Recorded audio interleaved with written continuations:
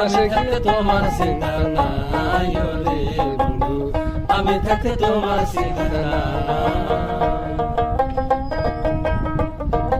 দর্শক, গোয়ালপাড়া এই যে পঞ্চরত্নের ব্রিজ দেখেন, এই যে জাহাজ দিয়ে কাম করতেছে, এখানে মাজলি সরকার আরো বাউল সামাদ সরকার এখানে গান করতেছে পঞ্চরত্ন ব্রিজের তলে। আমার মতো সুন্দরী চোখে সারা দিয়া আমার পারা নীলাকারী।